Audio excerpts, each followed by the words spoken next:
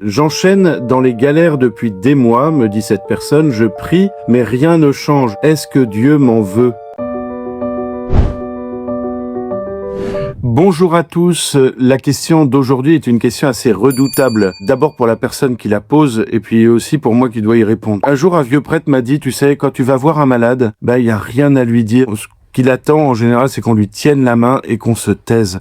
Parce qu'on n'a pas grand-chose à dire aux gens qui souffrent. Et je crois qu'il avait bien raison. Et pourtant, il faut bien répondre aussi à la question. Donc, si la personne qui souffre pose une question, il faut pouvoir l'encourager, l'aider. Le premier principe, c'est que Dieu est amour. C'est Saint Jean qui nous le dit dans sa première lettre. Dieu est amour. Et donc, l'amour n'en veut à personne. Évidemment, Dieu ne peut pas m'en vouloir pour quoi que ce soit. Quels qu'aient été mes péchés auparavant, Dieu ne peut pas m'en vouloir parce qu'il est amour. Et donc, il est aussi le pardon. Puis la deuxième chose à avoir en tête, à mon avis, c'est cette tentation bien commune. Le démon cherche à nous détourner de Dieu et des autres quand on souffre. Vous avez sans doute déjà fait cette expérience. Quand vous souffrez, vous vous dites soit que Dieu vous en veut, soit que Dieu vous punit. Et puis, vous avez l'impression aussi que plus personne ne s'occupe de vous, que plus personne ne prend soin de vous. Parfois c'est vrai, hélas, mais en tout cas ce qui est sûr, c'est que Dieu qui lui est amour, ne peut pas ne pas s'occuper de vous. Et donc si vous ne ressentez plus sa présence auprès de vous, c'est peut-être que le démon cherche à vous opposer à lui. Ce qu'il faut faire à mon avis, quand on est dans les galères, même depuis des mois, c'est de continuer à prier, de continuer de se tourner vers les autres. Parce que la solution est toujours du côté de Dieu et souvent les autres vont être pour nous